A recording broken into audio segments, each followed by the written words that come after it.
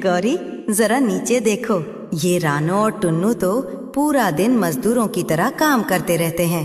अरे, अभी तो सर्दियाँ आने में बहुत वक्त है, इतना डरने की क्या जरूरत है? सही कह रहे हैं आप कालू जी, इनका जीवन तो बस काम करने में ही बीत जाएगा। हमें देखिए। दोस्तों, ये रहे हमारी आज की वीडियो के प्यारे सब्सक्राइबर्स और फॉलोअर्स के नाम। मोना, अरुण सिंह, अपर्णा, देव, निम्रत कौर, प्रीशा गुरुंग। जो नहीं चुने गए, चिंता मत करो, अगली बार तुम भी बन सकते हो जंगल के सुपरस्टार। नाम अपनी कहानी में लूं तो देर किस बात की, जल्दी से कमेंट करके अपना नाम। हम कितने मजे से ताजे फल खा रहे हैं। रानो, कालू भैया हमारा मजाक उड़ा रहे हैं, क्या हमें उन्हें जवाब नहीं देना चाहिए? नहीं टुन्नू जी, आप अपना काम करते रहिए, समय सबसे बड़ा जवाब देता है। हमें अपने बच्चों, गुड़िया और कुक्कू के लिए भोजन जमा करना ही होगा। रानो चिड़िया को मेहनत करता देख कालू कौवा वहाँ से उड़कर नदी किनारे चला गया। वहाँ बूढ़ा कछुआ धीरे धीरे गीली मिट्टी खोदकर अपना बिल ठीक कर रहा था। अरे कछुआ दादा, आप तो बूढ़े हो चुके हैं, इस उम्र में तो आपको आराम करना चाहिए। ये मिट्टी खोदकर अपने नाजुक पंजों को क्यों तकलीफ दे रहे हैं? देखिए, मौसम कितना सुहावना है। कालू बेटा, मौसम पर कभी भरोसा नहीं करना चाहिए। हवा में नमी है, मुझे अपनी पुरानी हड्डियों में दर्द महसूस हो रहा है। ये इस बात का संकेत है कि कोई बड़ी मुसीबत आने वाली है। अगर अभी आराम किया तो बाद में रोना पड़ेगा। उफ, आप बुजुर्ग लोग हमेशा डराने वाली बातें ही करते हैं। चलिए कालू जी, हम यहाँ से चलते हैं, कहीं इनकी उदासी हम पर ना छा जाए। कालू और गौरी ने बूढ़े कछुए की समझदारी भरी बात को अनसुना कर दिया और वहाँ से मजे करने उड़ गए। शाम हो चुकी थी। रानो और टुन्नू अनाज की पोटली लेकर अपने घोंसले में आते हैं। उनके बच्चे गुड़िया और कुकू उनका इंतजार कर रहे थे। रानो ने एक मजबूत घोंसला बनाया था, जिसे उसने मोम और सूखी लकड़ियों से पक्का किया था। माँ, आप आ गई? हमें बहुत भूख लगी है। क्या आज आप हमारे लिए मीठे चावल लाई हैं? हाँ मेरी गुड़िया बेटी, आज हम सब पेट भरकर खाना खाएंगे। और देखो, हमने सर्दियों के लिए भी बहुत सारा अनाज जमा कर लिया है। अब चाहे कितनी भी ठंड पड़े, हमें बाहर नहीं जाना पड़ेगा। माँ, आप और पिताजी बहुत मेहनत करते हैं। मैं बड़ा होकर आपकी तरह ही बनूंगा। मौसम ने भयानक रूप ले लिया। अचानक आसमान में काले डरावने बादल छा गए। तेज हवाएं चलने लगी और बिजली जोर जोर से कड़कने लगी। जंगल के सभी पक्षी डरकर अपने अपने घरों में दुबक गए। हे भगवान, ये हवा तो बहुत तेज है। मेरे पंख तो हवा के सामने काम ही नहीं कर रहे। मुझे जल्दी से जल्दी घर पहुंचना होगा। मेरे बच्चे घोंसले में अकेले हैं, अगर मैं समय पर नहीं पहुंचा तो अनर्थ हो जाएगा। सावधान, सभी पक्षी सावधान हो जाएं। मेरा अनुभव कहता है कि यह कोई साधारण बारिश नहीं है। यह एक बहुत बड़ा तूफान है जो सब कुछ तहस नहस कर देगा। भाइयों और बहनों, अपने अपने घरों में छुप जाओ और भूल कर भी बाहर मत निकलना। उल्लू बाबा, आप सही कह रहे हैं।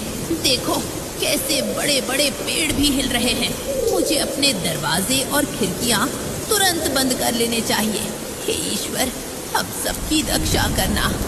आज की रात जंगल पर बहुत भारी पड़ने वाली है। हवा इतनी तेज थी कि कालू कौवे का कच्चा घोंसला जोर जोर से हिलने लगा। कालू, गोरी और उनका बेटा जग्गू अंदर बुरी तरह डर गए थे। उनके घर की छत से पानी टपकना शुरू हो गया था। पिताजी, मुझे बहुत डर लग रहा है। हमारा घर टूट जाएगा। पानी अंदर आ रहा है पिताजी। कालू जी, कुछ कीजिए। अगर ये तूफान नहीं रुका तो हमारा घोंसला उड़ जाएगा। हमने तो सर्दियों के लिए खाना भी जमा नहीं किया। हम क्या खाएंगे? गौरी, शांत हो जाओ, मैं कुछ करता हूँ। मुझे नहीं पता था कि मौसम इतना खराब हो जाएगा। मैं अभी लकड़ियाँ ढूंढने की कोशिश करता हूँ। बाहर भयानक तूफान था, लेकिन रानो चिड़िया का घर अंदर से सूखा और गर्म था।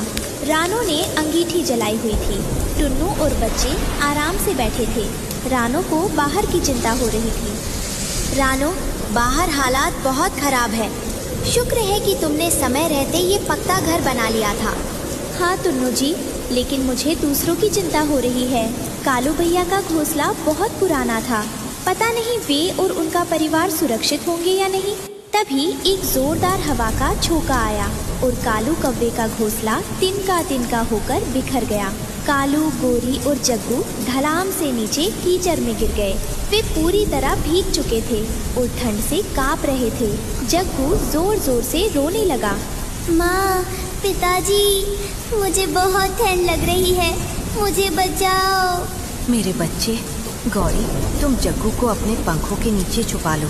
हमें जल्दी ही कोई आसरा ढूंढना होगा, वरना ठंड से हमारी जान चली जाएगी।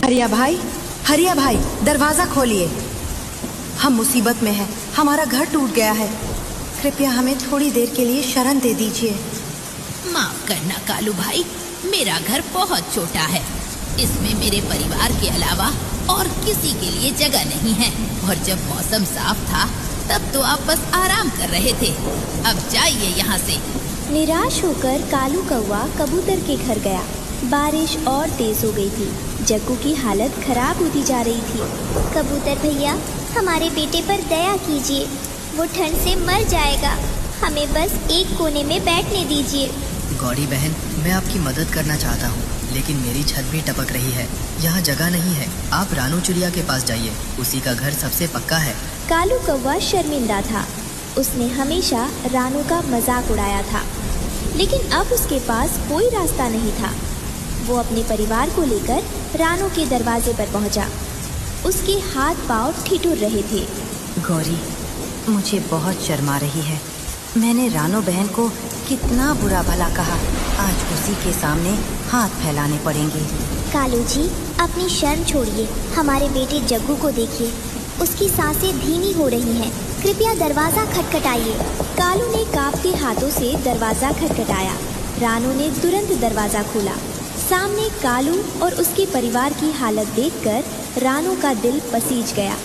रानू बहन, हमें माफ़ कर दो। हमारा सब कुछ बर्बाद हो गया। जग्गू बहुत बीमार है। क्या तुम हमें अपनी छत के नीचे थोड़ी जगह दोगी? मैं वादा करता हूँ, सुबह होते ही चला जाऊँगा। कालू भैया, ये आप क्या कह रहे हैं? आप मेरे पड़ोसी हैं। दुख के समय में अगर मैं काम ना आई तो पड़ोसी होने का क्या फ़ायदा? जल्दी अंदर आइए।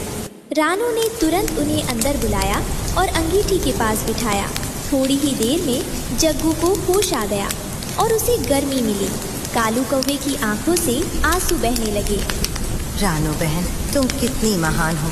मैंने हमेशा तुम्हारा मजाक उड़ाया, तुम्हें छोटा समझा, लेकिन आज तुमने ही मेरी जान बचाई।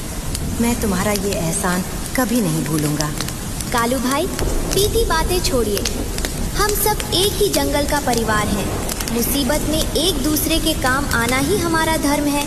सच में रानू, आज मुझे समझ आ गया कि मेहनत और अच्छे व्यवहार का क्या महत्व है। तुमने अपना खाना भी हमारे साथ बांटा। तुम बहुत अच्छी हो। अगली सुबह तूफान थम गया और सूरज निकल आया। कालू और उसका परिवार जाने के लिए तैयार हुआ, लेकिन अब उनकी सोच बदल चुकी थी। रानू बहन, टुन्नू भाई, आपका बहुत बहुत धन्यवाद। अब मैं भी मेहनत करूंगा।